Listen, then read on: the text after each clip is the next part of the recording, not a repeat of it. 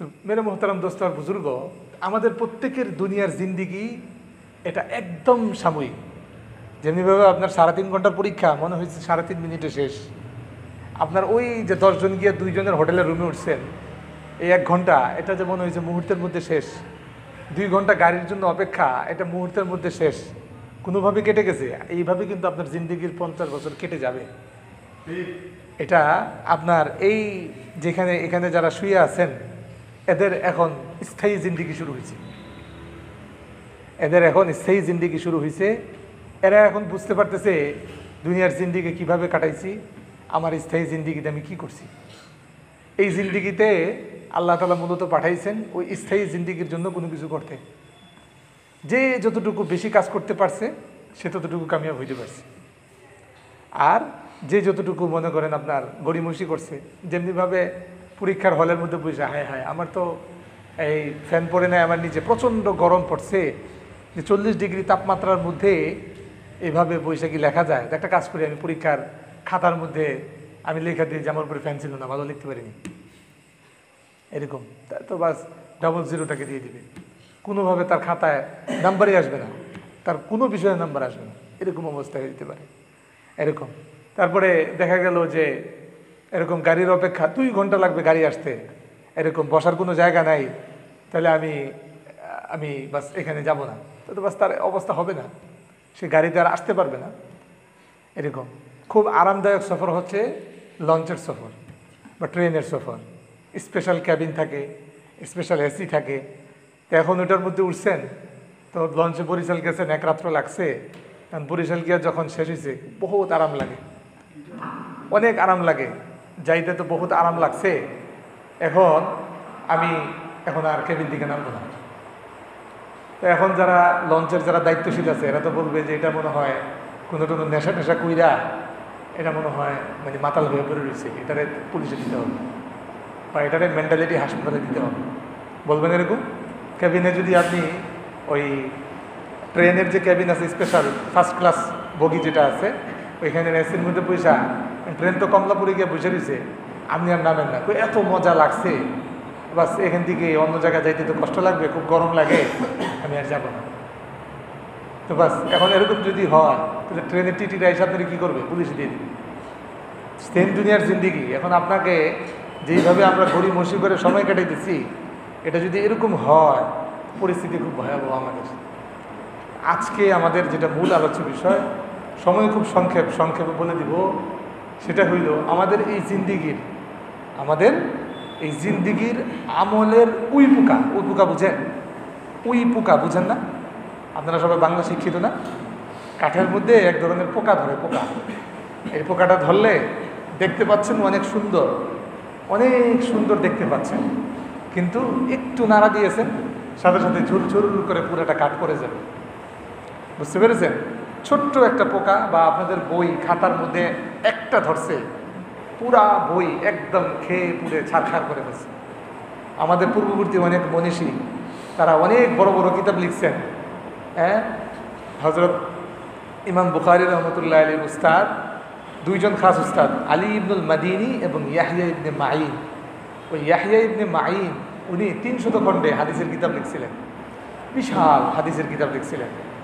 তো ওই পোকা ওই সব কিতাব আলমারির ভিতরে খেয়ে ফেলছে। এরপরে মন একদম ভেঙে গেছে। আমাদের জিন্দিগির আমলের উই পোকা হচ্ছে নারী জাতি। কারো যদি মনে করেন এই দোষ কারো ভিতরে যদি এটা মানে প্রবেশ করতে থাকে, তাহলে মনে করেন তার সমস্ত আমল খেয়ে পুড়ে ছারখার। কোনো ধরনের সে যে তার আসল বাড়িতে যাবে একদম শূন্য হাতে, একদম কি শূন্য হাতে। যেইগুলো মনে করেন নারীর পাগল, দেখা যাবে কোনো কারণে যদি চাপে করে মসজিদেও আসে, নামাজের মধ্যে ওইটা সরল। কোরআন মাজিদে কোনো কারণে বাবা মা ধরে বসে এতেকাফে বসাইছে, এতেকাফের মধ্যে ওইটার সাথে চ্যাটিং, ওইটার সাথে আলাপ আলোচনা। এরকম কোনো কারণে মসজিদে হুজুরে কোরআন শরীফ দিয়ে বসাইছেন, কোরআন শরীফ খুললেও কোরআন শরীফের মধ্যে ওইটা চুরুরা দেখতে পায়। এরকম মানে প্রত্যেক ক্ষেত্রেই এরকম এক পরিস্থিতি। অথচ এটার শেষ পরিণতিটা কি? এটার শেষ পরিণতি যেটা আপনার এইটার শেষ পরিণতি এটা হইল সেটা হইল একদম যদি খাস বাংলা ভাষায় বলেন যে পৌরসভার আপনার দুইটা লাইন আছে। একটা আপনার থেকে আপনার বাসা থেকে পৌরসভার যে ড্রেন আছে, এই যে এখান থেকে পৌরসভা ড্রেন গেছে না, পৌরসভার ড্রেনের মধ্যে আপনার বাসা থেকে দুইটা লাইন নামছে। একটা হইল গিয়ে পেশাবের লাইন, আর একটা হইল গিয়ে টয়লেটের লাইন, যেটাকে আপনার ভদ্র বাংলা ভাষায় বলে সুয়ারেজের লাইন। এরকম তো ওয়াশরুমের যে লাইন, আপনি যে গোসল করেন বা কোনো কারণে ওইখানে বৈশাখ পেশাব করলেন গোসলখানা, এটা ঠিক না, ওয়াসওয়াসার রোগ আসে, তো বাচ্চারা করে। তো ওই নালীর এক লাইন একটা থাকে না, ওই আপনার পেশাব আপনার গোসলখানার পানি যাওয়ার একটা লাইন থাকে না, গোসলখানার পানি যাওয়ার একটা লাইন থাকে, এটা আপনার এসে এখানে নামছে, এটা হলো একটা লাইন। ওইটা মনে করেন আপনার পেশাবের লাইন। আরেকটা হইল আপনার ওয়াশরুমের লাইন, আপনার টয়লেটের লাইন। আপনি আপনার যে পেতনির মানে আপনার যে ফাঁদে জালের মাঝে আপনি পড়ে গেছেন, রাসূল করিম সাল্লাল্লাহু আলাইহি সাল্লাম বলেছেন আন-নিসা ও হাবাইলুশ শায়াতিন, প্রত্যেকটা মহিলা বা নারী জাতি এটা শয়তানের সবচেয়ে বড় ফাঁদ। শয়তানের সবচেয়ে বড় কি ফাঁদ?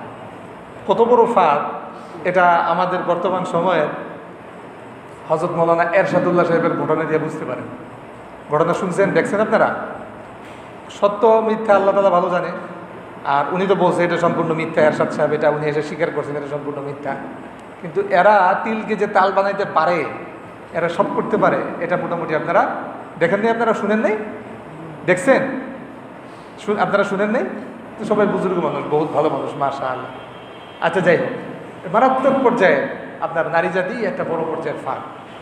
আপনি নাউজুবিল্লাহ মিন যালিক যে পেতনির প্রেমে পড়েছেন আপনি, সেই পেতনি এখন লাস্ট গিয়া 5 বছর 7 বছর 8 বছর 10 বছর, 1টা 2টা 5টা 10টার সাথে নাউজুবিল্লাহ মিন যালিক আপনি সম্পর্ক করছেন। সম্পর্ক কইরা এটা লাস্ট ফিনিশিং কি ছিল? ওই আপনি চিন্তা করে দেখেন, 2টা লাইন, একটা হলো পেশাবের লাইন আর একটা হলো টয়লেটের লাইন। এছাড়া আর কিছু না, এছাড়া আর কি কিচ্ছু না। মানে নাপাকি আর নাপাক, দুর্গন্ধই আর দুর্গন্ধ। অতীত জামানায় আমাদের এক প্রখ্যাত বুজুর্গ, আগের জামানায় তো বুজুর্গরা নিজেদের ঘরে ছাত্রদেরকে লজিং রেখা পড়াইতেন, শিক্ষা দীক্ষা দিতেন।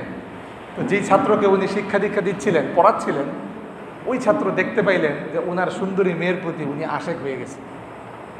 তো ওস্তাদজি যখন এই কথা চিন্তা করলেন, ইন্না লিল্লাহি ওয়া ইন্না ইলাইহি রাজিউন, দাঁড়া করছেন কি, উনার মেয়েরে, উনি আবার বড় পর্যায়ের হাকিম ছিলেন, তো উনি করছেন উনার মেয়েকে আপনার পেট খারাপের ওষুধ খাওয়াই দিছে।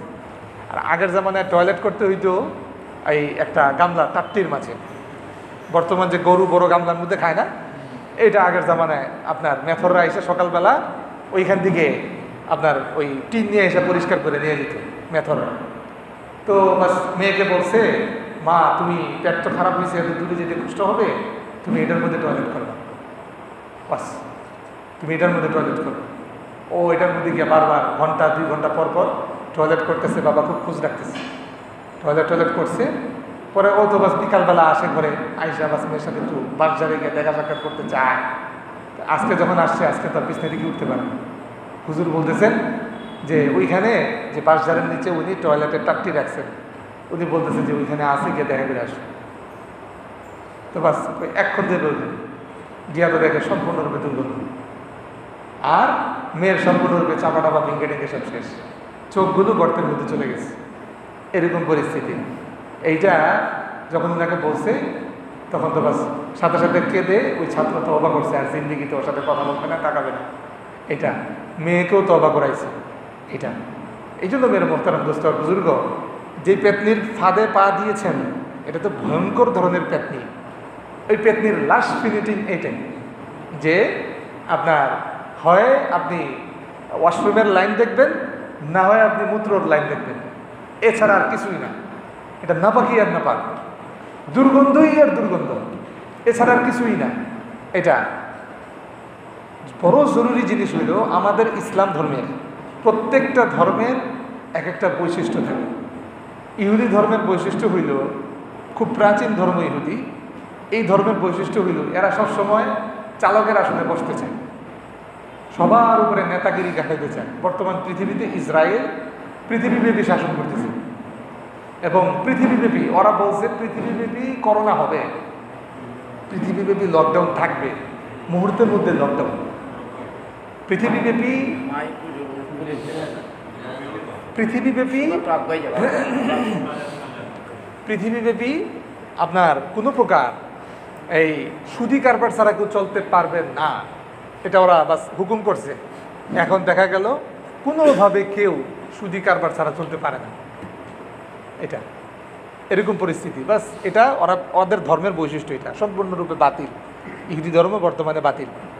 খ্রিস্টান ধর্মের বৈশিষ্ট্য কি? খ্রিস্টান ধর্মের বৈশিষ্ট্য হচ্ছে সেবা করা, মানুষদেরকে পরম পর্যায়ের সেবা দেওয়া। মানুষ কি কুত্তা, গরু, ছাগল রাস্তার মধ্যে যেটারে পড়ে থাকতে দিচ্ছে ওইটারে মানে বুকে জড়ায়, এটারে সেবা দেওয়া।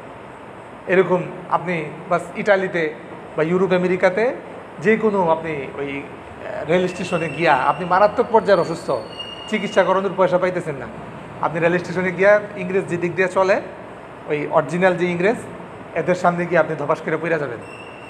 বাস এরা আপনারা ধরবে, ধৈর্যের সাথে সাথে নিয়ে আপনারা হাসপাতালে নিবে, নিয়ে যত চিকিৎসা লাগে সম্পূর্ণ ফ্রি করায় দেবে। এটা ওদের ধর্মের বৈশিষ্ট্য, এটা ওরা করে, এখনও পর্যন্ত করে। হ্যাঁ, এটা ওরা যেহেতু ওদের দুষ্টামি ইহুদিরা ওরা চাপাই দিছে যে খালি কেন ধর্মের সেবা করবি, মানুষকে সেবা দিবি, একটা কাজ কর, এই সেবা দিয়া সেবার বিনিময়ে খ্রিস্টান বানা।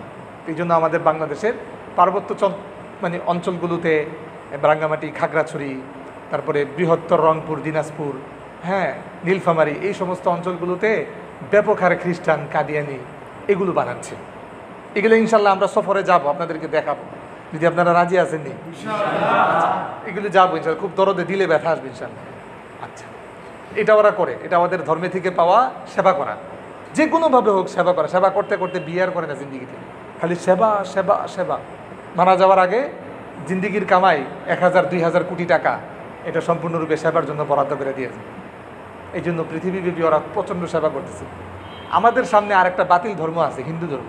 এটা গাঁজাখুরি ধর্ম, এটা মন গড়া ধর্ম, একটা সম্পূর্ণরূপে আগের দুইটা ধর্ম এটা কিতাবী ধর্ম ছিল, কিন্তু ব্যান্ড হয়ে গেছে, আমাদের নবী আসাতে ব্যান্ড হয়ে গেছে। কিন্তু বাতিল ধর্ম যেটা হিন্দু ধর্ম, এটার কোনো কিতাব নাই, মনচাহি ধর্ম। এই ধর্মের বৈশিষ্ট্য কি? ধর্মের বৈশিষ্ট্য হইল বাস আপনার কুপ্রথা, পূর্বপুরুষ থেকে যেটা শুনছে, যেটা করছে, কুপ্রথা যেটা, যেটা পূর্ব প্রথা যেটা শুনছে, ওর মা এরকম বলছে, এই মুহূর্তে শ্মশানে যাওয়া যাবে না, এই মুহূর্তে আপনার ঘরের বাইরে যাওয়া যাবে না, গেলে কি হবে? মা বলছে গেলে, বাস মা বলছে আর যাওয়া যাবে না। মুরব্বীরা বলছে এই মুহূর্তে এরকম, এটা খাইলে এরকম হয়, এই মুহূর্তে চন্দ্রগ্রহণ চলতেছে, নখ কাটলে সমস্যা হয়, মাছ কাটলে সমস্যা হয়। এগুলো সম্পূর্ণরূপে বাতিল, এগুলোর কোনো প্রকার কোনো ভিত্তি নেই। এটা এই ধর্মের ভিত্তি হইল এটা। আমাদের ইসলাম ধর্মের ভিত্তি কি? আমাদের ইসলাম ধর্মের ভিত্তি হইল লজ্জা। আমাদের ইসলাম ধর্মের ভিত্তি কি? লজ্জা, হায়া, শরম। যার ভিতরে যতটুকু লজ্জা, তার ইসলাম ইমান ততটুকু বেশি। রাসূল করিম সাল্লাল্লাহু আলাইহি ওয়াসাল্লাম স্পষ্টভাবে বলে দিয়েছেন, ইদা কল্লাত হায়াতুকা ফাসনা মা শি'তা। যখন তোমার লজ্জার পার্সেন্টেজ কমে যাবে, তখন তোমার যা মন চায় তুমি তাই করতে পারবে। তখন তোমার যা মন চায় তুমি তাই করতে পারবে। আপনার পক্ষে মানে দুনিয়ার সব ধরনের খারাপই করা সম্ভব যখন আপনার ভিতরে লজ্জা শেষ, লজ্জার পার্সেন্টেজ কমে যাবে এটা। এবং যে জাতির মাঝে এরকম নির্লজ্জতা হবে, সেই জাতির মাঝে কোনো ধরনের কোনো বীর পুরুষ থাকবে না, সেই জাতি থেকে কোনোদিন কোনো বীর পুরুষ জন্মাবে না। যেমন আমাদের এই ধর্মের, আমাদের এই দেশে সর্বপ্রথম ইসলামের বাণী নিয়ে আসছে বিশেষভাবে মোহাম্মদ বিন কাসেম, সুদূর আরব থেকে। তো মোহাম্মদ বিন কাসেম হাজ্জাজ বিন ইউসুফের মেয়ের জামাতা এবং ভাতিজা। 17 বছর বয়সে যেই দিন বিয়ে করছে, ওই দিন হাজ্জাজের কাছে এইখানের থেকে, এই ভারত উপমহাদেশ থেকে, চিটাগাং থেকে যে জাহাজগুলি যাইতো ভারত হইয়া, ওই জাহাজে এক জাহাজের মধ্যে একটা মেয়েকে, তৎকালীন সময়ের ভারত উপমহাদেশের রাজা ছিল, নাম ছিল হিন্দু রাজা, রাজা দাহির। আপনারা যারা বাংলা পড়েন ইতিহাস তো হয়তো জানেন। রাজা দাহিরে ওর ওই যে হিন্দু ধর্ম বললাম, মানে কুপ্রথা একটা শুনছে বা ভবিষ্যৎবাণী করছে, বাস এটা মানতেই হবে। এখন ওর রাজ্যের যারা গণক, এরা ভবিষ্যৎবাণী করছে, ওর একমাত্র যে বোন আছে, এই বোনের যে জামাতা, এটা ওর রাজ্যের জন্য হুমকি, ওরে হত্যা কইরা রাজ্য দখল করে নিতে পারে। এখন গণকদের জিজ্ঞাসা করলো কি করতে পারি, আপনি ওরা বিয়া করে নেন। নাউজুবিল্লাহ, আমাদের ধর্মে তো যেখানে রক্তের চিটা থাকে, খালাতো বোন, চাচাতো বোন, অমন মশাতো, কাশাতো, পুষাতো, মানে যত বোন আছে এটারও বিয়ে করা যায় নাই। এটার আপন বোনটা কেমনি বিয়ে করতাম? যাবো না, কয়েক রাজ্যে কিছুদিন চিল্লা পাল্লা হবে, সাংবাদিক কুত্তারা কিছুদিন ঘেউ ঘেউ করবে, পরে এমনি থেমে যাবে। আপনি করে দেন, নাহলে আপনার জন্য বিপদ আছে। পরে এই দুষ্টটা, এই নির্লজ্জ এটারে বিয়ে করে দিচ্ছে, ওর বোনরে, আপন বোনরে বিয়ে করছে। হিন্দু ধর্মে এইগুলো নাউজুবিল্লাহ মিন যালিক, ভাই বোনের এই ধরনের অপকর্ম এটা অহরহ, এটা অহরহ। আমার তো মেয়রের সাথে সম্পর্ক ছিল ভালো, তো এরা মনে করেন বিচার টিচার করে, এইগুলোর অহরহ বিচার করে, এগুলো করছে। এটা আমাদের এখন ইসলাম ধর্মে, যেহেতু আমরা ওদের পূজার মধ্যে যে পরিমাণ মদ খায়া, হিন্দু যে পরিমাণ নাচে, এর চেয়ে বেশি মুসলিম নাচে।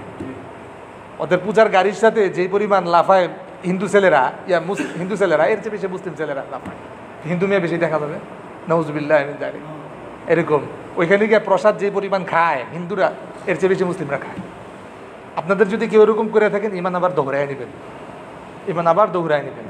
আচ্ছা, যাই হোক, যে কথায় ছিলাম, তো তখন মোহাম্মদ বিন কাসেম, তো ওই রাজা দাহির, ও তো শুধুমাত্র একটার মধ্যে সীমাবদ্ধ না, যেহেতু নির্লজ্জ, তো শুনছে আরবি মেয়েরা খুব সুন্দরী, এদিক দিয়ে জাহাজ দিয়ে যাচ্ছিল, তো ওই জাহাজ আটকাইছে। জাহাজ আটকাইছে, পরে জাহাজের মধ্যে একটা মেয়েরে কুঠরিতে আটকায় রাখছে। মামুনুল হক যেরকম ছোট্ট কুঠরি দিয়া খালি একটা ভাষণ দিছে, ইন্নামাল আমালু বিন্নিয়াত, হিজরত করতে হবে, হিজরতের মূল শিক্ষা এটা, দেখছেন না, ক্লাস করাইছে ওইটা। ওরকম আপনার জাহাজের ওই কুঠরি দিয়ে একটা চিঠি দিছে যে আজকে যদি তোমার বোন এরকম আটকা পড়তো, তোমার সেই লজ্জা গেল কোথায় হাজ্জাজ, তোমার সেই ইমানি চেতনা গেল কই। হাজ্জাজ খুব জালেম ছিল, অনেক সাহাবিকে হত্যা করছে, কিন্তু ওর আল্লাহ তাআলা ওর দুইটা কাজ এত বেশি পছন্দ করছে, তো এটা অমর হয়ে রয়েছে। একটা হইলো বর্তমান যে কাবা শরীফের স্ট্রাকচার, এটা ওর হাতের বানানো। এরপরে অনেকে চাইছে এটা ধ্বংস করতে, বানায় অন্যরকম বানাইতে চেষ্টা করছে, কিন্তু কেউ আর ফতোয়া দেয় না এটা জায়েজ হবে না, এটা ওর হাতের বানানো। আর একটা হলো কোরআন শরীফ যে পড়ি আমরা, জবরজের লাগানো, এটা ওর লেখা এটা। তো এই জন্য আমাদের পূর্বসূরীরা, এবং খারাপ কাজ বহুত সাহাবিকে মারছে, অনেককে মারছে, এখন ওকে কেউ ভালো বলে না, খারাপও বলে না। তো যাই হোক, তো ওর কাছে যখন এই চিঠি লেখছে, চিঠি লেখার পরে ও এটা পইরা, ওর কাছে যে তরবারি ছিল, আমাদের তো মনে করেন আজকে আমাদের যে কমর, এটা দখল করছে আপনার প্রত্যেকের সাথে, আমাদের আগের সুরি আপনার মনে করেন বড় দুইটা তরবারি ছিল, একটা হলো বড় তরবারি আর একটা হলো ছোটো তরবারি আমাদের সাথে মনে করেন বর্তমানে। এরপরে আসলো পিস্তল, একটা ছোট একটা রিভলভার, আর একটা হলো বড় কান্দি পিস্তল, যেমন আফগানে এখন দেখতে পান এটা। এখন এইগুলো ইংরেজরা আমাদেরকে দিয়েছে, একটা বড় মোবাইল, একটা ছোটো মোবাইল। তো ওর যে কোষে যে বড় তরবারিটা ছিল, ওর কাছে হিন্দুস্তানের একটা ম্যাপ ছিল। ও হিন্দুস্তানের ম্যাপ, ওর যে ভাতিজা ওর মেয়ের সাথে সহবাসের জন্য, বাসর করার জন্য মাত্র ঢুকবেন, তখন ওইখানের মধ্যে ওর ভাতিজারা দেখাইতেছেন যে এই যে ম্যাপটা আছে, এটা একটা কোপ দিছে আর একটা কোপ দিছে, কইছে আমি এটা এমনি দ্বিখণ্ডিত করতে চাই, তুমি কি পারবা? আমি ইনশাল্লাহ পারবো। সাথে সাথে রওনা করাই দিচ্ছে। ও যখন রওনা হয়েছে, মোহাম্মদ বিন কাসেম যখন এখানে রওনা হয়েছে, তখন রাজা দাহির তো চাইছে ওর সাথে অপকর্ম করতে, ওই যে মেয়ের সাথে। তখন মোহাম্মদ বিন কাসেম, আপনি এখান থেকে মনে করেন কথার কথা জামাতে গেলেন নীলফামারী, নীলফামারীর অলি গলি ভাষা, মানে মানে আপনার এই কৃষ্টি কালচার সভ্যতা কিছুই তো জানা নাই, একটা আতঙ্কের ব্যাপার না? আর যদি হিন্দুস্তান হয় তাহলে তার কোনো কথাই নেই। হিন্দুস্তানে তো মনে করেন খোলা টয়লেট সব, মানে টোটাল সব খোলা, এরকম দেখবেন জমিনের মাঝে সব ছেলে মেয়ে একসাথে বসে টয়লেট করতেছে। এটা আপনাদের কাছে অবাস্তব মনে হয়, এটা তো আমি মনে করি নিজে দেখি লজ্জিত। আমি গেছিলাম হিন্দুস্তানে, এটা নিজে দেখে আমি লজ্জিত হয়েছি। পরে যখন পাশের মানুষদেরকে জিজ্ঞাসা করলাম এগুলি কী ঘটনা, তো আপনাদের মধ্যে সেম কথা বলছে যে মুখ যদি লুকায় রাখে, বাদ বাকি তো সামন্তি দুনিয়ার সবার একরকম। লা হাওলা ওয়ালা কুওয়াতা ইল্লা বিল্লাহিল আলিয়্যিল আযীম। এই হচ্ছে পরিস্থিতি। যাই হোক, তো যখন ওই এই নির্লজ্জতা এখনও রয়ে গেছে ওদের এটা। তো বলতেছিলাম যে রাজা দাহির এই সুদূর আরব থেকে আসছে একটা নির্লজ্জ জাতির মাঝে, কোনো কিছু ডান বাম কিচ্ছু জানা নাই।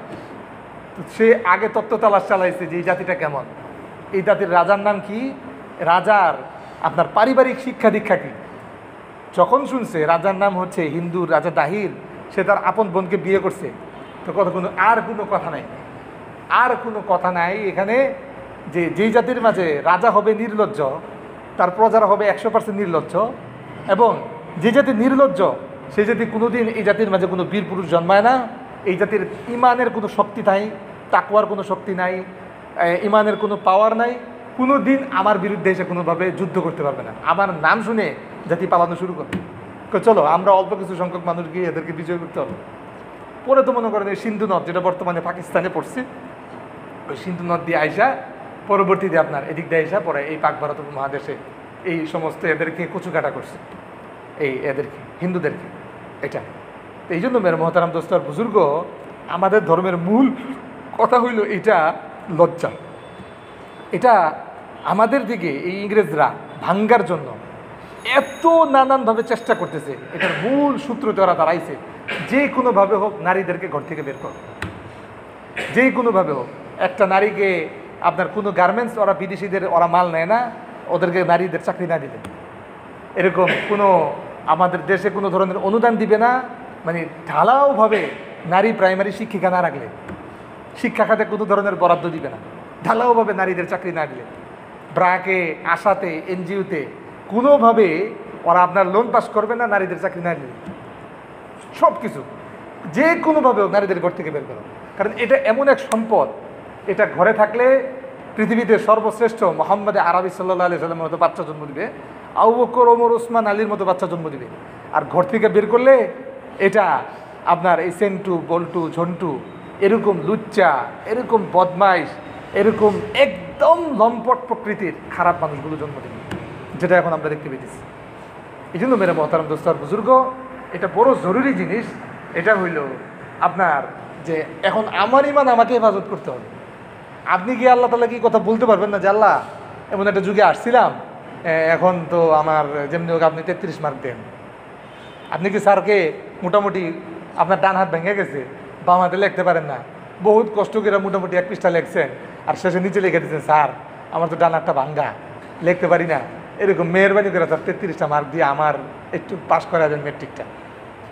সম্ভব জিন্দিগিতে? কোনোদিন সম্ভব? এটা হলে দুনিয়ার ধারা, সেম আখেরাতের ধারা এটাই। হ্যাঁ, আপনি যদি আপনার যখন বাম হাত এরকমভাবে আপনি যে কোনোভাবে আপ্রাণ চেষ্টা চালায় এটা করে গেছেন, পরে উনি বিবেচনা করবেন। 50 মার্ক করছেন, উনি 65 মার্ক দিয়ে দিবেন বিবেচনা করে। আপনার ওইখানে যেই পরিমাণ আপনার নাম্বার বাড়ায় দেওয়া হবে, দুনিয়ার ক্ষেত্রেও আপনি নারীদের থেকে খুব নিজেকে হেফাজত করে, মোবাইলে নারীদের দেখা, নারীদের সাথে চ্যাটিং করা, নারীদের সাথে অশ্লীল আলাপ কাজকর্ম করা, বা নিজের ভিতরে অশ্লীল ছবি দেখার যে গুনার যে প্রবণতা আছে, কার ভিতরে কী রোগ আছে এটা প্রত্যেকের ব্যাপারে জানেন। কারো হয়তো নারীদের দেখতে ভালো লাগে না, পর্নোগ্রাফি দেখতে ভালো লাগে। কারো হয়তো পর্নোগ্রাফি দেখতে ভালো লাগে না, নারীদের সাথে চ্যাটিং করতে ভালো লাগে, বাইরে দেখতে ভালো লাগে না, সরাসরিটা দেখতে ভালো লাগে না। কারো পর্নোগ্রাফি বা চ্যাটিং এগুলো ভালো লাগে না, খালি ওদের সাথে কথা বলতে ভালো লাগে, সরাসরি গিয়া হাতে ধরে হাঁটা। কারো এগুলো কোনো কিছু না, খালি জাস্ট নাউজুবিল্লাহ অপকর্ম করা। এরকম মানে এক একজনের মাঝে এক এক ধরনের রোগ। কার ভিতরে মানে এক কথায় চারিত্রিক কী ধরনের রোগ আছে এটা প্রত্যেকের ব্যাপারে জানি। কেউ কারো ব্যাপারে অজান্তা না, প্রত্যেকের ব্যাপারে জানা। এখন কথা হইল, যখন আপনার ভিতরে এই প্রবণতা আছে, আপনার জন্য করণীয় হইল যেই পরিবেশে গেলে বা এই যন্ত্রের দ্বারা যদি আপনার গুনাহ হয়, আপনার জন্য এই যন্ত্র ব্যবহার করা জায়েজ নেই। আপনার যদি এরকম চ্যাটিং হয়, আপনার যদি এই ধরনের পর্নোগ্রাফি দেখার প্রচণ্ড প্রবণতা থাকে এরকম, বা হস্তমৈথুনের এটার প্রচণ্ড প্রবণতা থাকে, এটা তাহলে আপনার জন্য এই ধরনের ওই পরিবেশে যাওয়া এটা আপনার জন্য জায়েজ নেই। যেই আপনার যে কলেজ আছে, আপনি কোনো কারণে এই কলেজে পড়েন, ওই কলেজে গেলে সাথে আপনার দেখা হবে, আপনার জন্য ওই কলেজে যাওয়া জায়েজ নেই, এটা আপনার জন্য ওই দিকে বা অমুক বাসায় সে এতটার সময় বারান্দায় দাঁড়ায় থাকে, আপনার জন্য ওই পথ দিয়ে এইভাবে চলে যাওয়া এটা জায়েজ নেই, এটা বিলকুল জায়েজ নেই। কেমন জায়েজ নেই? আমাদের এক বুজুর্গ কিছুদিন আগে মারা গেছেন। উনি সকালবেলা হাঁটতে বেরিয়েছেন, প্রচণ্ড ডায়াবেটিস ছিল। তো একদিন হাঁটতে বেরিয়েছেন, দেখছেন বোরকা টোরকা পুইরা এরকম মোটা মেয়েরা সকালে হাঁটতে বেরোয় না, এই রাস্তায় তো মনে হয় হাঁটে না। উনি একদিন সকালে বেরোয় দেখছেন এরকম মেয়েরা হাঁটতে বেরিয়েছে। উনি বৃদ্ধ মানুষ, প্রায় তখন 70 বয়স ছিল। ওই বৃদ্ধ অবস্থায় দৌড় দিয়া মাদ্রাসার ভিতরে ঢুকা অনেকক্ষণ শ্বাস নিয়ে বলতেছে, আমি আর জিন্দিগিতে মাদ্রাসার গেট থেকে বেরোবো না, আর বেরোবো না। কথা বুঝাইতে পারছি কথা? এইভাবে আপনাকে বেঁচে আপনার ফিকির আপনাকে করতে হবে, আপনার কবরে আপনাকে যেতে হবে, দুনিয়ার আর কেউ যাবে না। এটা আপনার ফিকির আপনাকে করতে হবে। এই জন্য মেরে মোহতারাম দোস্ত আর বুজুর্গ, তো এই জন্য এই গুনাহ থেকে বেঁচে থাকার জন্য প্রথম আপনার প্রেসক্রিপশন, প্রথম যে ওষুধ দিলাম সেটা হইল ওই পরিবেশ থেকে আপনাকে বেঁচে থাকতে হবে। আপনার ভিতরে কোন রোগের প্রবণতা আপনি মনে করতেছেন, বা দেখা গেল 1 মাস 2 মাস 5 মাস আপনি বেঁচে রয়েছেন, 5 মাস আপনি পর্নোগ্রাফি দেখেন নাই, বা 5 মাস এই মেয়ের সাথে কোনো ধরনের মেয়ের সাথে আপনি চ্যাটিং করেন নাই, কথাবার্তা বলেন নাই, এরকম 5 মাস পরে ওই রাস্তা দিয়ে হেঁটে যাওয়া শুরু করছেন। আপনি মনে করছেন আপনার নফস এটা ঘুমায় রয়েছে। নফস এটা হইল দুধের যে শিশু আছে, দুধের বাচ্চা দেখছেন না, দুধ 2 বছর আরবি মাস অনুযায়ী 2 বছর খাওয়া যায়। তখন এইটারে আপনি যদি প্রতিদিন 2 বছরের পরে প্রতিদিন খাওয়াইতে থাকে, 7 বছর 8 বছর 10 বছর এটা এসে মার দুধ খুঁজবে। 10 বছর হওয়ার পরে কী করবে? মার দুধ খুঁজবে। এটা যখন 15 বছর পরে বালেগ হইব তখনও মার দুধ খুঁজবো। এটা যখন 50 বছরের বালেগ হইব তখনও মনে করেন এটা মার দুধ খুঁজবো। নফস হইল এরকম, এটা সবসময় এটার খোরাক খুঁজতে থাকে। আল্লামা রুমি রহমতুল্লাহ আলী বলছেন নফসের উপমা হইল এইটা, যে এক ব্যক্তি গেছে এই জঙ্গলের মধ্যে কাঠ টোকাইতে, লাকড়ি টোকাইতে। লাকড়ি যখন টোকাইছে তখন দেখছে প্রচণ্ড শীতের অঞ্চল, তো দেখছে যে সাপ শীতে কাবু হইয়া একদম মানে মরার মতো পড়ে রয়েছে। তখন চিন্তা করছে এটা তো মরেই গেছে, তো কোনো ধরনের বান্ধার তো কোনো দড়ি ডড়ি পাইতেছি না, তো এটা দিয়েই বান্ধি, এটা দিয়ে কোনো মতে পেঁচায়া বান্ধিয়ে নিয়ে আসছে বাসায়, লাকড়ি মাথায় করে নিয়ে আসছে। আর সাপ তো শীতে কাবু হইয়া অজ্ঞান। তো যখন আইনা এটাকে চুলার উপরে ওই মাচানের মধ্যে রাখছে, তখন চুলার তাপ লাগতে লাগতে লাগতে লাগতে আস্তে আস্তে এটার মধ্যে হুঁশ ফিরে আসছে এবং এটা নব যৌবন ফিরা পাইছে। এরপরে তো বাস যখন ফিরা পাইছে যৌবন, তখন ওইটা থেকে পেঁচানো ছুটায়া পুরা ঘরের সমস্ত সদস্যকে দংশন করে এটা মারছে। নফসের অবস্থা হইল তা। এই যে আপনি এই অমুক মেয়ের সাথে ওই অমুক মেয়ের আপনার ওই যে আপনার টয়লেটের রাস্তা আর পেশাবের রাস্তার এই যে প্রেমে পড়লেন আপনি, এই গান্দার মানে আপনি যেমনিভাবে পৌরসভার ওই লাইন দেখার জন্য কেউ দাঁড়ায় রইল, আপনি যদি ওইটা দেখার জন্য সেম অবস্থা ওইটা। নেগেটের মধ্যে কোনো বেশ কম আছে, খালি শুধুমাত্র আকার আকৃতির খালি কতটুকু বেশ কম, আর কোনো ধরনের কোনো পৌরসভার লাইনটা আপনার এটা RFL বা প্রায় আপনার তানবীরের আপনার পাইপ দিয়ে নামতেছে, আর এটা মনে করেন একটা স্পেশাল আল্লাহ তাল্লার দেওয়া পাইপ দিয়ে নামতেছে, কিন্তু দুটোটা দিয়ে মল একই রকম পড়তেছে। আপনি দুর্গন্ধ দাঁড়ায় থেকে দেখার জন্য আপনি মহিলা কলেজের সামনে দাঁড়ানো, সরকারি কলেজের সামনে দাঁড়ানো, বা মোবাইলের মধ্যে আপনি এরকম ভিডিও কল দেওয়া, এটা যদি আপনি করতেছেন তো বাস এটার যে প্রবণতা আপনি মনে করতেছেন মাশাআল্লাহ 3 চিল্লায় গেছেন, আপনি পুরো বুজুর্গ হয়ে গেছেন। এখন আর মনে হয় আপনার ভিতরে এটা নাই, আপনার ভিতরে নফসটা ওই বড়া সাপের মতো অবস্থায় রয়েছে।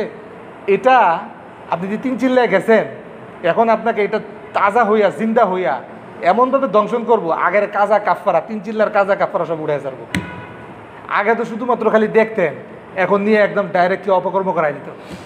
আগে তো শুধুমাত্র 1-2টা পর্নোগ্রাফি দেখতেন, এখন আপনার 5 ঘন্টা 10 ঘন্টার মধ্যে লাগাই দিব, সারা রাতের মধ্যে লাগাই দিব, নাউজুবিল্লাহ। এই জন্য সবসময় আতঙ্কিত থাকা। তো নফসের প্রথম কাজ যে কোনোভাবেই নফসের উপরে বিশ্বাস না রাখা, এটা পরম পর্যায়ের শত্রু। এটা যেখানে গেলে খোরাক পায় ওইখানে গিয়া এরকম ওইখানে না যাওয়া, 1 নম্বর জিনিস বুঝছি। তো 2 নম্বর হইল, একজন একটা লাইট জ্বালান, এই চোখের মাঝে না দিই।